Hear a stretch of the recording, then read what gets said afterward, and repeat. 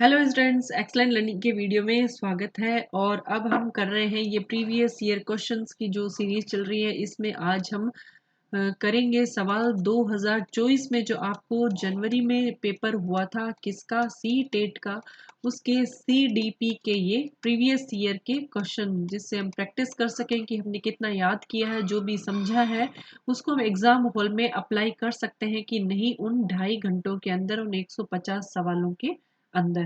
ठीक है, तो शुरू करते हैं आज का ये वीडियो। और सवाल है, इस स्क्रीन को थोड़ा सा और हम बड़ा कर लेते हैं। अब ये क्वेश्चन आपको क्लियर दिख रहा होगा। अब है 10 क्वेश्चंस हमने कर लिए हैं पहले के हमारे वीडियो के अंदर, और आज है ये 11th question. Which of the following statement is not correct about learning.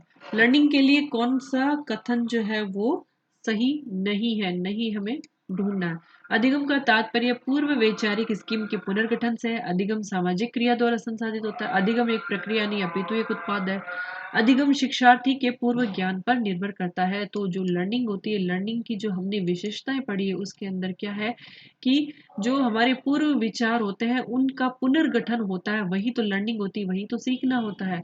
और जो लर्निंग होती है वो एक सोशल प्रोसेस होती है। हम अपने आसपास के लोगों से सीखते हैं, उनको ऑब्जर्व करके सीखते हैं, उनको सुन करके सीखते हैं। तो ये एक सोशल प्रोसेस भी होती है, निरंतर चलती रहती है जन्म से लेकर के मृत्यु तक। अब ये कहता है कि अधिगम एक प्रक्रिया नहीं, सिर्फ एक उत्पाद है। तो अधिगम तो एक जीवन भर चलने वाला प्रोसेस है, ये एक प्रोडक्ट नहीं है। प्रोडक्ट तो फिर एंड हो गया, जबकि लर्निंग कभी खत्म नहीं होती है। तो यहाँ ऑप्शन 3 जो है वो गलत है। अधिगम शिक्षार्थी के पूर्व ज्ञान पर निर्भर करता है, बिल्कुल निर्भर करता है। जितना भी हमें पूर्व ज्ञान, हम जो नई चीज सीखते हैं, पूर्व ज्ञान कितना भी कम हो, लेकिन उसी पर ही नए ज्ञान का निर्माण होता है और हमारी लर्निंग होती है। तो ये सभी ऑप्शन सही है, और जो गलत है वो हमें ढूंढना था, वो मिल गया ऑप्शन 3 के अंदर। तो इस सवाल का जवाब 3 है। ठीक है, अब आता है ये क्वेश्चन 12।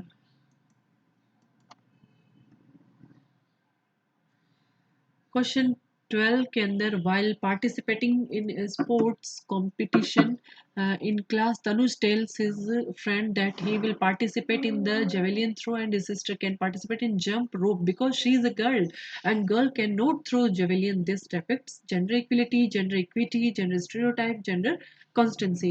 कक्षा के अंदर एक खेल की प्रतियोगिता हो रही है, और तनुज जो अपने दोस्त से कह रहा है कि वो भाला फेंकने में भाग लेगा, और जो रस्सी कूदने वाली जो प्रतियोगिता है उसमें उसकी बहन भाग लेगी। क्यों? क्योंकि वो लड़की है और लड़कियां भाला नहीं फेंक सकती, इसलिए उसे रस्सी कूदने में ही भाग लेना है। तो ये उसकी किस सोच को बता रहा है? क्या ये जेंडर समानता है? बिल्कुल नहीं। जेंडर समता है? ये भी नहीं। जेंडर रूढ़िवादिता है? तो ये उसका एक स्टीरियोटाइप माइंड है तनुज का, कि वो ये सोच रहा है कि कुछ काम लड़कियों के लिए निर्धारित है, वो उन्हें सिर्फ लड़कियां ही करेंगी, और कुछ काम लड़कों के लिए निर्धारित है, उन्हें सिर्फ लड़के ही कर सकते हैं, लड़कियां नहीं कर सकती हैं। तो ये उसका जो माइंड है एक जेंडर स्टीरियोटाइप में फंसा हुआ है कि हर एक जेंडर के लिए अलग काम फिक्स है और वो एक दूसरे का काम नहीं कर सकते। तो इस क्वेश्चन का सही आंसर हमें मिल गया ऑप्शन 3। नेक्स्ट है, विकास के क्रम में बच्चे सूक्ष्म पेशीय कौशल से पहले सकल पेशीय कौशल विकसित करते हैं। यह दर्शाता है, ये क्या दर्शाता है? इसका मतलब क्या है, पहले हम वो समझें। सूक्ष्म पेशीय कौशल और सकल पेशीय कौशल, यानी शिशु जो होता है सबसे पहले अपने हाथ पैरों को चलाता है। ठीक है, तो ये हो गया सकल पेशीय कौशल। और उसके बाद में जैसे जैसे वह बड़ा होता है, कुछ और महीनों का हो जाता है, तब उसके हाथ में यदि कोई खिलौना दिया जाए, ठीक है, या पेन या पेंसिल को पकड़ाया जाए, कोई वस्तु को, कोई ऑब्जेक्ट उसे दिया जाए, तो वह अपनी उंगलियों को इकट्ठा करके उसको पकड़ने की कोशिश करता है या पकड़ना सीख जाता है। ये कहलाता है सूक्ष्म पेशीय कौशल। तो पहले सकल पेशीय कौशल यानी ग्रोस मोटर स्किल का डेवलपमेंट हुआ था। ठीक है, और उसके बाद में फाइन मोटर स्किल का यानी सूक्ष्म पेशीय कौशल का विकास हुआ था। इस तरह का विकास क्या कहलाता है? इस तरह का विकास कहलाता है समीप दुराभिमुख प्रोक्सीमोडिस्टल। ये हमने अच्छी तरीके से पढ़ रखा है। सेफेलोकॉर्डल क्या होता है, प्रोक्सीमोडिस्टल क्या होता है? ऑप्शन 3 सही आंसर है। Question 14, which of the following is a typical characteristics of dyslexia. Dyslexia का क्या विशेषता होती है? तो डिसलेक्सिया के अंदर क्या फोनोलॉजिकल प्रोसेसिंग में डिफिकल्टी है, या फिजिकल कोऑर्डिनेशन, स्पेशल अवेयरनेस है, क्रिएटिव प्रॉब्लम सॉल्विंग है, वहाँ डिफिकल्ट आ रही है, बच्चे को कहाँ प्रॉब्लम आ रही है? तो डिसलेक्सिया में बच्चे को जो ध्वनि सुनाई देती है उसमें कुछ शब्दों को वो क्लियर नहीं समझ पाता, उसकी प्रोसेसिंग नहीं कर पाता है, ये उसको प्रॉब्लम आती है। तो फोनोलॉजिकल जो प्रोसेसिंग है उसमें उसको डिफिकल्टी होती है। Question 15, which of the following would not be characterized is formative assessment. Formative assessment हम कब करते हैं? जब हम बच्चों को क्लास के अंदर पढ़ा रहे होते हैं, तो बीच में हम ये असेसमेंट करके ये देखते हैं कि हमारी जो शिक्षण विधि है वो अच्छी है या नहीं है, बच्चों के लिए सही है कि नहीं है, या जो हमने पढ़ा है वो बच्चों को सही समझ में आया नहीं आया है, या फिर बच्चों को क्या नए तरीके से और अच्छे तरीके से समझाया जा सकता है। तो इसीलिए हम क्लास में पढ़ाने के दौरान बीच बीच में फॉर्मेटिव असेसमेंट करते हैं। इसके अलावा और कौन कौन से असेसमेंट होते हैं? जैसे कि समेटिव असेसमेंट में हम क्या करते हैं, डायग्नोस्टिक्स जो असेसमेंट होता है उसमें हम क्या करते हैं, ये आप कमेंट बॉक्स में ज़रूर लिखना। अब रचनात्मक मूल्यांकन नहीं माना गया है। छात्र और शिक्षकों को अग्रगामी प्रतिपुष्टि प्रदान करने के लिए कक्षा के दौरान दिया गया मूल्यांकन, तो ये तो कक्षा के दौरान दिया गया मूल्यांकन होता ही है, जिससे कि हम बच्चों को फीडबैक दे सकें। एक मूल्यांकन कार्य जो मानदंड के एक मानक पैमाने के अनुसार छात्रों की तुलना करने में सहायक होता है। एक आकलन एक छात्र के सीखने में गलत धारणाओं की पहचान करने के लिए प्रयोग किया जाता है। अब बीच में क्लास के हमने जब असेसमेंट किया है तो हम ये पहचान सकते हैं कि बच्चा जो सीखने में कुछ गलत चीज़ें यूज़ कर रहा है, उसे हम उन त्रुटियों को हम सुधार सकते हैं। छात्रों के पूर्व ज्ञान को निर्धारित करने के लिए एक नई अवधारणा की शुरुआत में दिया गया आकलन है। फॉर्मेटिव असेसमेंट हम उस वक्त भी कर सकते हैं जब हम कुछ नई चीज़ बच्चों को सिखाना चाहते हैं और हमें उनके प्री नॉलेज उससे रिलेटेड पता करना होता है, तब भी हम फॉर्मेटिव असेसमेंट कर सकते हैं। तो यहाँ सही आंसर क्या होगा? कौन सा? रचनात्मक मूल्यांकन नहीं, ऑप्शन 2। एक मूल्यांकन कार्य जो मानदंड के एक मानक पैमाने के अनुसार, ये तो समेटिव असेसमेंट में होगा, ये फॉर्मेटिव में नहीं होगा। अब असर्शन रीजन का फिर से ये क्वेश्चन है और ये है, school curriculum should give reasonable space and value to learners cultural knowledge, supporting students to uphold their cultural identities, facilitate learning. विद्यालय पाठ्यक्रम को विद्यार्थियों के सांस्कृतिक ज्ञान को उचित स्थान मूल्य देना चाहिए, क्योंकि विद्यार्थियों को उनकी सांस्कृतिक पहचान को बनाए रखने के लिए समर्थन प्रदान करना, सीखने की प्रक्रिया को सुगम बनाना। Very easy question. हम उन्हें उनकी जो सांस्कृतिक ज्ञान है उनको उचित जगह और मूल्य क्यों देंगे?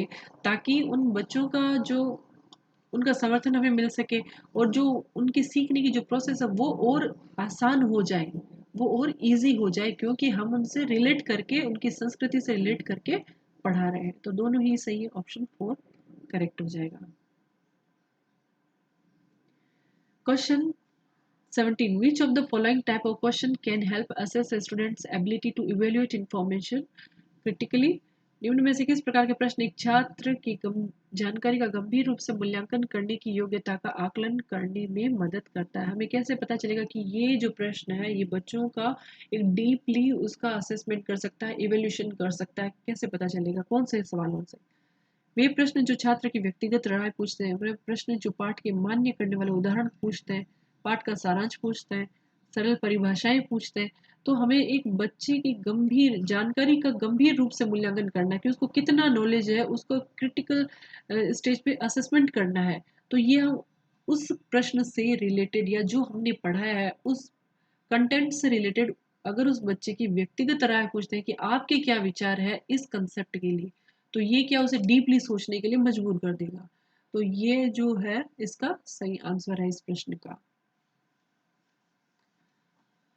क्वेश्चन 18 अगेन कोलबर्ग से ये सेकंड क्वेश्चन आ चुका है।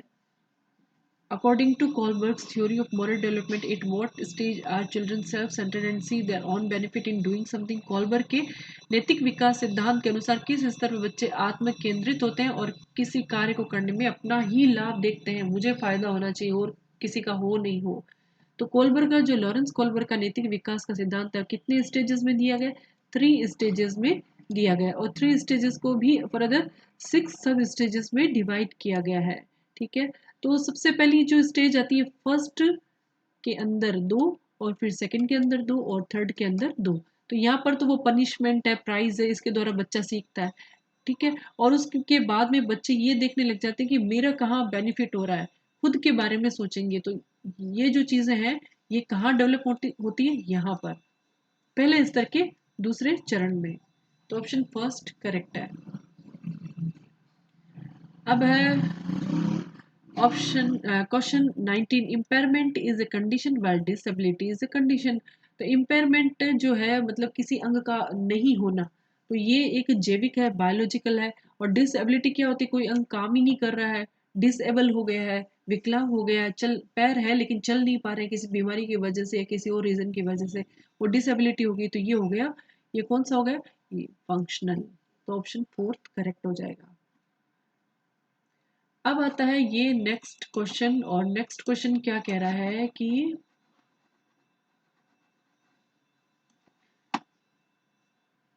नेक्स्ट क्वेश्चन में निम्नलिखित में से कौन सा कथन संज्ञान और भावनाओं के बीच के संबंध को उपयुक्त रूप से परिभाषित करता है। भावनाएं और संज्ञान आपस में एक दूसरे पर पारस्परिक रूप से निर्भर करते हैं। यह संज्ञान भावनाओं को प्रभावित करता है लेकिन इसका विपरीत सत्य नहीं है। भावनाएं संज्ञान को प्रभावित करती है लेकिन इसका विपरीत सत्य नहीं है। संज्ञान भावनाएं दोनों स्वतंत्र प्रणालियां। तो यहाँ पर ऑप्शन जो ये जो 20th क्वेश्चन है, इसका जो ऑप्शन फर्स्ट है वो करेक्ट होगा। भावनाएं और संज्ञान जो ये एक दूसरे से निर्भर करती है। जैसा हमारा संज्ञान मस्तिष्क की जो क्रियाएं हैं, संक्रियाएं हैं वो काम करती है, वैसे ही हमारी भावनाएं होती है। जैसे भावनाएं होती है वैसे ही हम तर्क करते हैं, विचार करते हैं। तो ये एक दूसरे से निर्भर करती है। तो ऑप्शन फर्स्ट करेक्ट हो जाएगा। ठीक है, तो स्टूडेंट्स ये था आज का वीडियो। हम कर रहे हैं सी टेट 2024 जनवरी का ये प्रीवियस ईयर का क्वेश्चन पेपर सोल्व कर रहे हैं। सीडीपी के हमने 20 क्वेश्चन सोल्व कर लिए हैं। 10th क्वेश्चन हम नेक्स्ट वीडियो में करेंगे। उसके बाद में हम शुरू करेंगे मैथ्स के प्रीवियस ईयर के क्वेश्चंस की प्रैक्टिस। तो आप इसी तरह से हमारे वीडियो को देखते रहिए, लाइक शेयर एंड सब्सक्राइब करें। और नेक्स्ट वीडियो आने तक keep learning, keep watching excellent learning videos. Thank you.